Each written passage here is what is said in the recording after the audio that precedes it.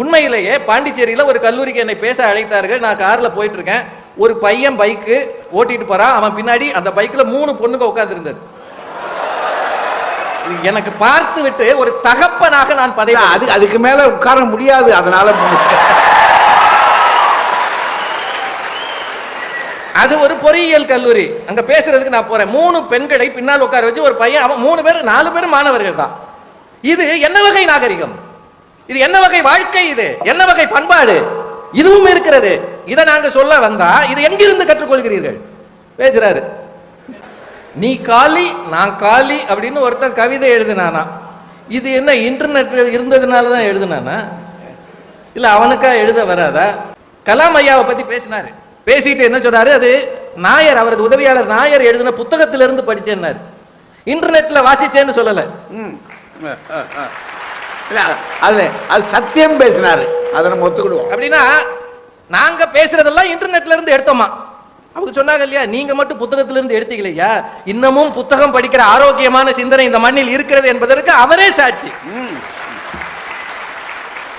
ஒரு விஷயங்க அவர் சொன்னது எனக்கு ரொம்ப பிடிச்சது. என்னன்னா, அப்பாட்ட போய் கேட்கிறோம், ஏதாவது தகவல் கேட்டா கோவிச்சுக்கிறாரு. அம்மாட்ட கேட்கிறோம், எரிச்சல் போடுறாங்க.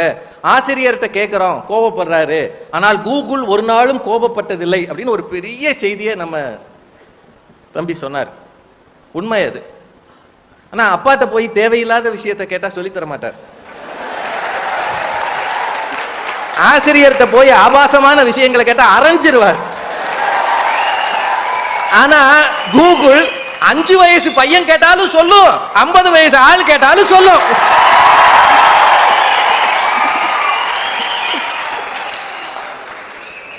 பிறந்த குழந்தைக்கு பால் தர வேண்டும், பிரியாணி தரக்கூடாது என்று பார்ப்பவள் தான் தாய். அறிவு ஒரு தாயிடம் இருந்து, ஒரு தகப்பனிடம் இருந்து, அல்லது தாய் தகப்பனை போன்ற ஆசிரியனிடமிருந்து வர வேண்டுமே தவிர எங்கோ இருக்கிற டப்பாவிலிருந்து வரக்கூடாது. அது டப்பாவிலிருந்து வர்றதுனாலதான் தப்பாவே வருது. அவரு ரொம்ப ஞானி. சென்னையில் வெள்ளம் வந்ததால் மழை பிழையா? மழை பிழையில்லை. எப்ப திறக்கணுமோ அப்ப திறந்திருந்தோம்னா பிரச்சனை வந்திருக்காது. மழை அல்ல பிழை. அது மாதிரி தான் இணையதளங்களையோ வலைத்தளங்களையோ எப்ப பயன்படுத்தணும், எதற்கு பயன்படுத்தணும், எந்த அளவு பயன்படுத்தணும். சார் பட்டிமன்றம் அப்படின்னு நீங்க போடுங்க. அவர் என்ன யூடியூப்ல படிச்சு அந்த நடுவில் ஒரு தம்பி இருக்காரு நிதின், அவர் எங்களையெல்லாம் மன்னிச்சுட்டாராம். அவர்கள் அறியாமல் பேசுகிறார்கள். 3 பேரை மன்னிச்சுட்டேன். அப்பா நீதாயா வேணும் எனக்கு. நானும் ரொம்ப நாளா யார்கிட்டயாவது மன்னிப்பு வாங்கலாம்னு இருந்தேன். இன்னைக்கு தான் நிதின் கிடைச்சிருக்கிறாரு. யூடியூப்ல போய் பட்டிமன்றம்னு போடுங்க. ஐயா பேரு, நிறைய பேச்சாளர்கள் பேர்லாம் வரும். அது மட்டுமா வருது? மட்டுமா வருது? அதுக்கு பேரு ஹோம் பேஜ்னு பேரு. நான் சொல்றது டெக்னிக்கலா ஹோம் பேஜ். அந்த ஹோம் பேஜ்ல பட்டிமன்றம்னு வருது. அடுத்து ஒரு கட்டம் இருக்கு. அதை தெரியாம நீங்க தட்டிட்டீங்கன்னா இது இவ்வளவு விஷயம் தெரிஞ்சு போச்சு.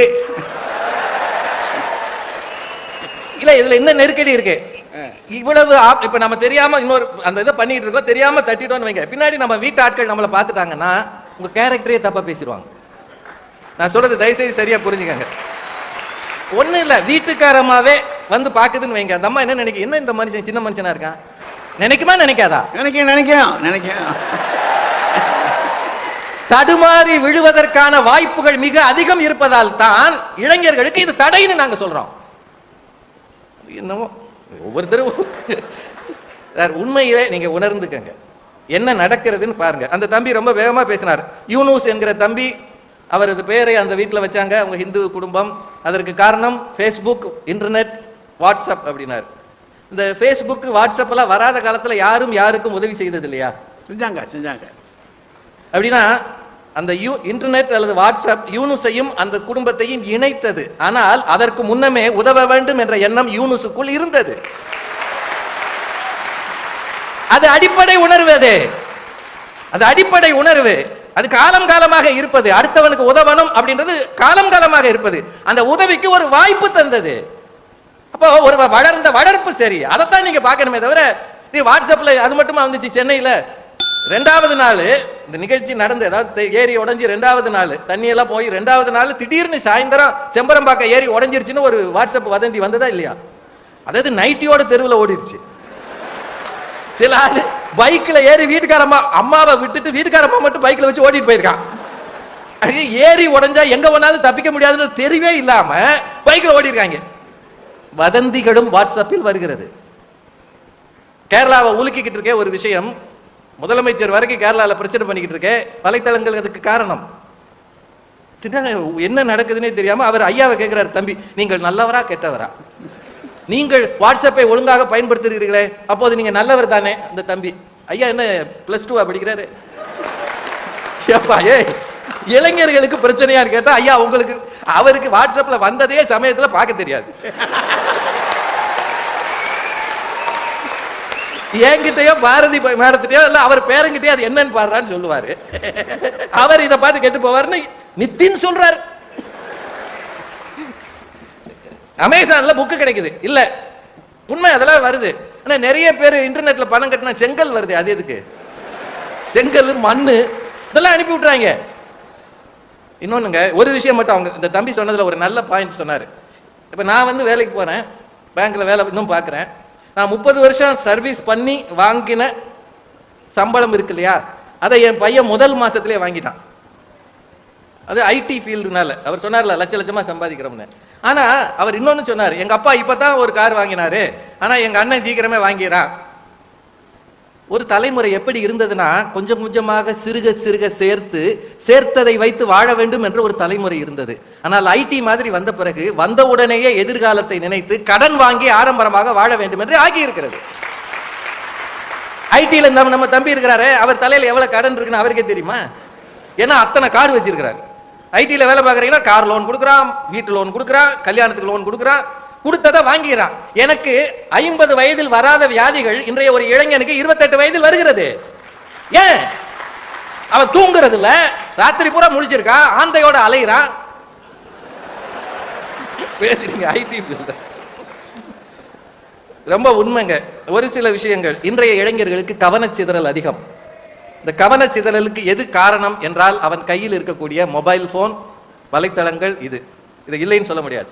ஒருவேளை அது முழுக்க மகிழ்ச்சி தருகிற வளர்ச்சிக்கு உதவுகிற விஷயமாக இருந்தால் பல கல்லூரிகளும் பள்ளிகளும் மொபைல் போன் இன்டர்நெட் யூசேஜுக்கு பள்ளியில தடை விதிக்கிறார்களே ஏன்?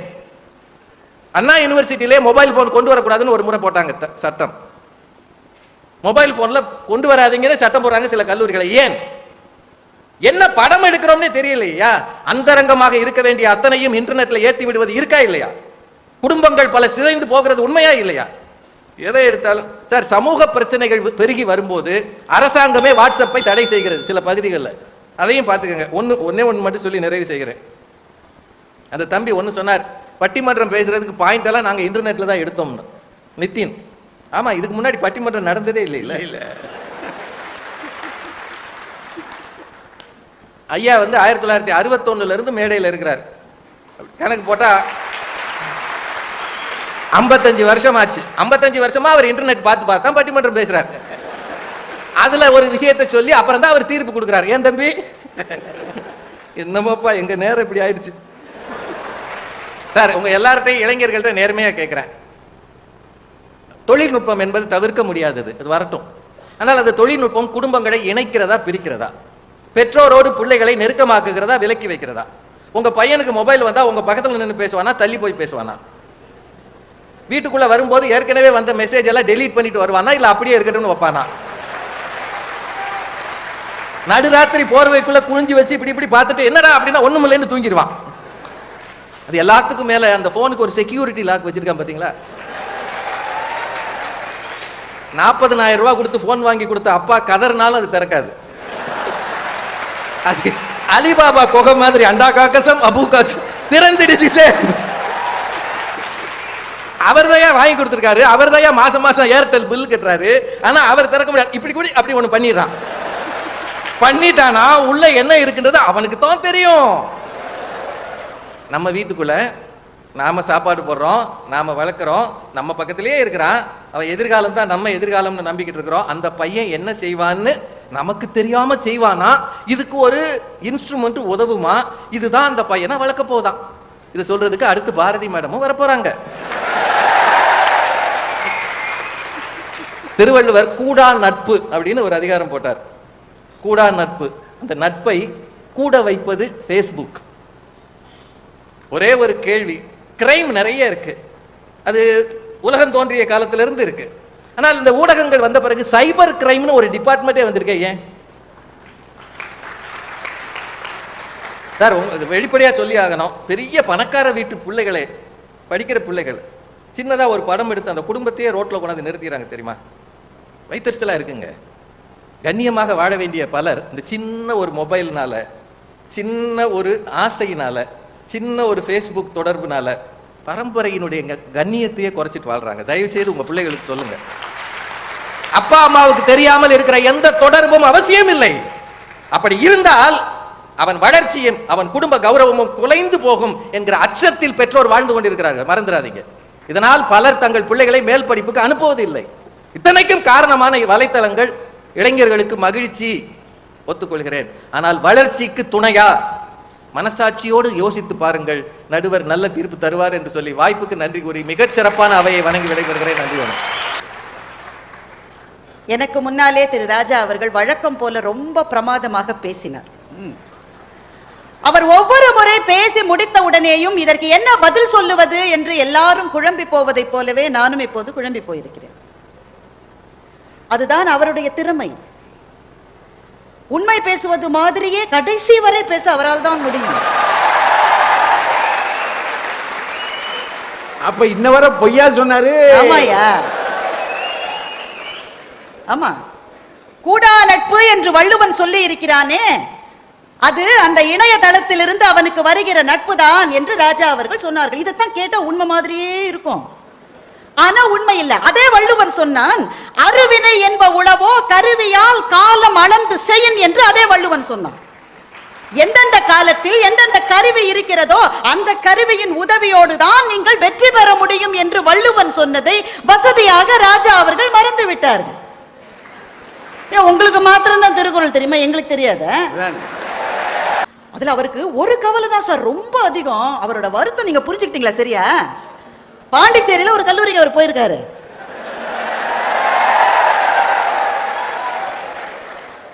என்னவோ லேபுக்கு டைம் ஆயிருக்கலாம், வைவா ஓசிக்கு டைம் ஆயிருக்கலாம், கிளாஸுக்கு டைம் ஆயிருக்கலாம்.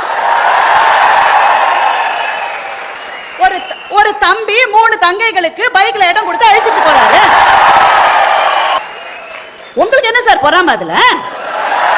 சார் எதுவுமே நாம பார்க்கிற பார்வையில இருக்கு சார். அவசரத்துக்கு உதவி பண்ணாருன்னு பாத்தீங்கன்னா அந்த தம்பியை நீங்க பாராட்டணும். நீங்க மேடை போட்டு இங்க பாண்டிச்சேரியில நடந்ததா அந்த தம்பியா மறந்துருப்பான், இவர் இன்னும் மறக்கல பாருங்க. அது எப்படிமா மறக்க முடியும்? 3 பேர் எல்லாம் ஓட்டிருக்கேன். மனசு எப்படி துடிக்குது தெரியுமா? இல்ல அது தவறாவே இருக்கட்டும். அந்த தம்பி செய்தது தவறு. இணையதளத்திலிருந்து வந்ததுதான் இது என்று எப்படி சொல்லுகிறீர்கள் நீங்கள்? நீங்க அந்த காலத்துல பார்த்த சிவாஜி கணேசன் படத்துல அவருக்கு 4 காதலிகள் இருந்தது இல்லையா? என்ன எதுனால இணையம் தானே உங்களுக்கு பிணை? அவர் சொல்றாரு, கூகுள் என்பது தகவல்களை தருகிறது என்பது நமக்கு வசதி இல்லையா? உண்மையிலே நாம எது ராஜா சார் சொல்றாரு, ஒரு பையன் தப்பான ஒன்ன கேட்டாக்க அப்பா வந்து தரமாட்டாரு, ஆசிரியர் அடிப்பாரு, ஆனால் கூகுள் அதை தரும் என்று ராஜா சொல்லுகிறார். பட்டிமன்றத்தினுடைய யூடியூபை நீங்க போட்டு பார்த்தா வேற என்னவோ வருது ராஜா சாரினுடைய போன்ல. தேடுகிறேன் என்று அவன் கிளம்புகிறான். நல்ல விஷயத்தை தேடுகிற அவனுக்கு கூகுள் உதவி செய்கிறது. மாதா பிதா குரு தெய்வம் என்பது போன தலைமுறை, மாதா பிதா கூகுள் தெய்வம் என்பதுதான் இந்த தலைமுறை. இது ஆசிரியர்களுக்கும் சேர்த்து. இன்றைய தலைமுறை எப்படி இருக்கிறது தெரியுமா? மாணவன் எழுந்து கேள்வி கேட்கிறான், சார் ஆசிரியருக்கு தெரியல. ஆசிரியர் சொல்றாரு, இது எனக்கு தெரியல, நீ கூகுள்ல சர்ச் பண்ணிட்டு வா, நானும் கூகுள்ல சர்ச் பண்ணிட்டு வரேன், நாளைக்கு டிஸ்கஸ் பண்ணலாம்னு சொல்றாங்க பாருங்க. அதுதான் இந்த தலைமுறை மாணவனை அடுத்த தலைமுறைக்கு அழைத்து செல்லும். சேஷாத்ரி சொல்லுகிறார், அவன் சொல்லிடுறான் சம்பளத்தை பகிர்ந்துக்கிடுவோம்ன்றான். இல்லையா, அதைத்தான் சேஷாத்ரியும் சொன்னார். அது அமெரிக்க கம்பெனி, அங்க போய் நீங்க ஏன் உங்க காசை கொட்டுறீங்க? அந்த அமெரிக்க கம்பெனியினுடைய செயல் தலைவராக இருப்பவர் சுந்தர் பிச்சை என்கிற எங்கள் ஊர் இளைஞர். கூகுள்லயும் சரி நாசாவிலையும் சரி 50% மேல் எங்களுடைய இந்திய இளைஞர்கள் தான் வேலை செய்கிறார்கள் என்று சொன்னால், கற்றலின் புதிய முறைகளை இணையதளம் இன்றைக்கு சாத்தியமாகி இருக்கிறது. அது எனக்கு வேண்டாம் என்று சொன்னால் இருட்டறையில் நீங்கள் இருப்பீர்கள். 3 பேர் அப்படித்தான் இருப்பீங்கன்னு சொன்னா நாங்க என்ன செய்ய முடியாது? இருந்துட்டு போங்க. அல்ல சேஷாத்ரி பேசுகிற போது நான் கடகடன்னு சொல்லிடுறேன், ஐயா நேரம் ரொம்ப இல்லை. இந்த சுபலட்சுமி நல்லா பேசிச்சு அந்த பொண்ணு. ஒரே ஒரு வருத்தம் தான், ஃபேஸ்புக்கில் மாணவனும் ஆசிரியரும் ஃப்ரெண்டாக இருக்காங்களாம். சுபலட்சுமி உங்களுக்கு விஷயமே தெரியாதா? ஆசிரியர் ஃப்ரெண்ட் ரெக்வெஸ்ட் கொடுத்தா அதெல்லாம் அக்செப்ட் பண்ற அளவு நாங்கள் ஈனாவானவா? இல்ல ஹசீன் படத்தை வச்சிருக்காங்க, த்ரிஷா படத்தை வச்சிருக்காங்க. பாவம் ரொம்ப அவுடேட்டட் பொண்ணு. ஹசீனுக்கு கல்யாணம் ஆயிடுச்சு, த்ரிஷாவுக்கு கல்யாணம் ஆக போகுது. எந்த ஹீரோயின் படத்தை ப்ரொஃபைல் பிக்சரா வச்சிருக்காங்கன்னு உங்களுக்கு தெரியும்னா உங்க பக்கத்துல இருக்கிற உங்க அணித்தலைவரை கேட்டு பாருங்க. அவர் தான் எல்லா புது ஹீரோயினுக்கும் அப்பாவை நடிச்சிட்டு இருக்காரு. புத்தகம் படிப்பதை பற்றி ராஜா சார் சொன்னார். என்னதான் இருந்தாலும் ஒரு புத்தகத்தை பிரித்து படிக்கிற மாதிரி வருமானு, அதுவே மாறி வருகிற ஒரு கருத்தாக்கம். இன்றைக்கு புத்தகங்களை படிப்பது கூட இ புக்ல உங்களால படிக்க முடியும். ஒரு புத்தகத்தை நீங்கள் பிரிண்ட் பண்ணுவதற்கு, ஒரு எடிஷனை பிரிண்ட் பண்றதுக்கு எத்தனை ஆயிரம் மரங்களை நாம் பலி கொடுத்து பேப்பரை தயாரிக்கிறோம் உங்களுக்கு தெரியுமா? எவ்வளவு நாள் மரங்களை வெட்டி வெட்டி வெட்டி வெட்டி தாள்களை தயாரித்து புத்தகங்களை செய்து கொண்டிருக்க போகின்றோம். அந்த புத்தகம் இ புக் என்று வந்தால் எத்தனை பேருக்கு உதவியாக இருக்கும்? எத்தனை மரங்கள் கொல்வது அங்கே குறைக்கப்படும். இது இந்த இடத்துல தொழில்நுட்பம் உங்களுக்கு உதவி செய்யவில்லையா? நான் மடமடன் சொல்லிடுறேங்க. இந்த சோசியல் நெட்வொர்க் இல்லாத காலங்களில் பேப்பர்ல அட்வர்டைஸ்மெண்ட் வரும், இந்த மாணவனுக்கு படிப்பதற்கு உதவி தேவை என்று வரும். நாம் அதை பார்ப்போம், பாவம் எனக்கு முடியல, எனக்கு வசதி இல்லை, எனக்கு வசதி இருந்தா இந்த மாணவனுக்கு உதவி பண்ணிருப்பேன் அப்படின்னு சொல்லிட்டு பேப்பரை கிழிச்சு போட்டுருவோம். இன்னைக்கு அதே செய்தி எனக்கு ஃபேஸ்புக்ல வருது, இல்ல வாட்ஸ்அப்ல வருது. நான் படிக்கிறேன், எனக்கு வசதி இல்லை, என்னால செய்ய முடியாது, நான் அதை கிழிச்சு போட மாட்டேன். என்னுடைய ஃப்ரெண்ட்ஸ் குரூப்ல ஒரு 100 பேர் இருக்காங்க, அங்க அனுப்புறேன். அவர்களில் யாருக்கு இயலுமோ அவர்கள் அந்த மாணவனுக்கு உதவலாம். எத்தனை மாணவர்கள் உதவி வாங்கி படிக்கிறார்கள் தெரியுமா? செஞ்சி பக்கத்துல இருக்கு, செஞ்சியில ஒரு அரசு பள்ளிக்கூடம். அரசு பள்ளிக்கூடத்துல சுவர் கட்டணுங்க, பர்மிஷன் கொடுக்க மாட்டேன்றாங்க, காசு இல்ல. அந்த கழிப்பறையை மறைப்பதற்கான சுவர், பெண்கள் படிக்கிற பள்ளி எவ்வளவு முக்கியம், காசு இல்ல. என்ன பண்ணாங்க தெரியுமா? நெட்வொர்க்ல போய் தேடி பார்த்தாங்க, கூகுள் சர்ச் பண்ணாங்க, இந்த பிரச்சனை இருக்கிற வேற பள்ளி கல்லூரியில எப்படியா சால்வ் பண்ணிருக்காங்களான்னு. அவர்களுக்கு தெரிய வந்தது, ஆப்பிரிக்க நாட்டிலே இந்த மாதிரியான ஒரு இடர் வந்த போது நம்ம யூஸ் பண்ணிட்டு தூக்கி போடுறோமே பெட் பாட்டில்ஸ், இந்த பிளாஸ்டிக் பாட்டில் இருக்கே, அந்த பிளாஸ்டிக் பாட்டில்களை வைத்துக் கொண்டே சுவர் அமைக்கிற முறை ஒன்று இருக்கிறது என்று தெரிய வந்து இன்றைக்கு அந்த செஞ்சி பள்ளிக்கூடத்தில் 30 அடிக்கு அந்த சுவரை அமைத்திருக்கிறார்கள். அதுதான் அந்த மாணவிகளுக்கு இன்றைக்கு பாதுகாவலாக இருக்கிறது. அடிப்படையிலே இணையதளம் என்பது நாம் அடுத்த கட்டத்துக்கு போவதற்காக உதவுகிறது. ஒன்று. இரண்டாவது, இன்றைய உலகில் வெற்றி என்பது தொடர்பு கொள்ளுதலில் இருக்கிறது. Collaborate and communicate. இது ரெண்டு தான் இந்த உலகத்தின் வெற்றிக்கு தேவை. அப்துல் ஹக்கீம் பள்ளியிலே கல்லூரியிலே படிக்கிற ஒரு மாணவன் ஃபைனல் இயர்ல இருந்துட்டு ஒரு நல்ல ப்ராஜெக்ட் பண்ணிருக்கான். அந்த ப்ராஜெக்டை பற்றி வேற ஒன்றும் வேண்டாம், இணையதளத்தில் அவன் பதிவு செய்தால் சிங்கப்பூரில் இருந்து அவனுக்கு ஜாப் இன்டர்வியூக்கு கால் வருகிறது. அவன் சொல்லுகிறான், சிங்கப்பூருக்கு போற அளவு எனக்கு காசு இல்லைங்க, வசதி இல்லைங்க என்று சொன்னால், நீ வரணும்னு யாருப்பா சொன்னா? ஸ்கைப்ல இன்டர்வியூ வச்சிருக்கலாம், ஸ்கைப்ல இன்டர்வியூ நடக்கிறது, அவன் தேர்வு செய்யப்படுகிறான் என்று சொன்னால் இவங்க 3 பேர் சொல்லுவாங்க, அதெல்லாம் செய்யக்கூடாது. அவனுடைய பயோடேட்டாவை பிரிப்பேர் பண்ணி புறா கால்ல கட்டி சிங்கப்பூருக்கு அனுப்புங்க. காலம் வளர்ந்து வருகிறது. இணையதளம் இன்றைக்கு ஒண்ணு சொல்லி நான் முடிச்சுக்கிறேன். இந்தியாவின் ஏன் உலகத்தினுடைய மிக பிரம்மாண்டமான கணித மூளை என்று யாரை சொல்லுவீர்கள்? ராமானுஜனை சொல்லுவீர்கள். ராமானுஜன் மிக குறைந்த ஆண்டுகள் வாழ்ந்தார். அவர் வாழ்ந்த காலத்தில் அவர் கண்டுபிடித்த தியரங்களை அவருடைய மறைவுக்கு பிறகு ஆராய்ச்சி செய்து பார்த்தார்கள். கிட்டத்தட்ட 7 வருஷங்களை ராமானுஜன் தன்னுடைய வாழ்க்கையில் வீணடித்திருக்கிறார். ஏன் தெரியுமா? ஏற்கனவே கண்டுபிடிக்கப்பட்ட தேற்றங்களை திரும்பவும் திரும்பவும் அவர் கண்டுபிடித்துக் கொண்டிருக்கிறார். இதை யாரோ ஒருவர் கண்டுபிடித்து விட்டார் என்ற தகவலே அவருக்கு வரவில்லை. ஆனால் இன்றைக்கு பிசிக்ஸ் படிக்கிறவங்க, பயோடெக்னாலஜி படிக்கிறவங்க, காமர்ஸ் படிக்கிறவங்க, பிசினஸ் அட்மினிஸ்ட்ரேஷன் படிக்கிறவங்க, இந்த நிமிஷத்தில் உலகத்தில் அந்த துறை எப்படி வளர்ந்து கொண்டிருக்கிறது என்பதை உங்கள் விரல் நுனியில் உங்களால் பார்க்க முடியும் என்று சொன்னால், இன்னொரு முறை ராமானுஜன் போல தன்னுடைய விலை மதிப்பில்லாத நேரங்களை இனி எந்த இந்திய பிரம்மாண்டமான விஞ்ஞானியும் இழந்துவிட மாட்டான் என்பதை இணையதளம் உறுதிப்படுத்துகிறது என்றால், பெருமக்களை, எதோடு வேண்டுமானாலும் சண்டை போடலாம், தொழில்நுட்பத்தோடு சண்டை போடவே முடியாது. அதில் குப்பை இருக்கிறது, ஆபாசம் இருக்கிறது என்று சொன்னால், அது அதிலே பெரு நதிப்பிரவாகமாக ஓடுகிற கங்கையிலே குப்பைகள் அடித்துக் கொண்டு வருகிற போது கங்கை மாசுடைத்தது, இனிமேல் அது எங்களுக்கு தேவையில்லை என்று எந்த இந்தியனும் சொல்ல மாட்டான். அப்படித்தான் பெருகி வருகிற தொழில்நுட்பத்தை மாணவர்கள் கைக்கொண்டு மேன்மேலும் உயர்ந்து இந்த கல்லூரி வரலாற்றில் தங்களுடைய பொன்னேடுகளை பொறிக்க வேண்டும் என்று வேண்டி விரும்பி கேட்டுக்கொண்டு விடைபெறுகிறேன். நன்றி, வணக்கம்.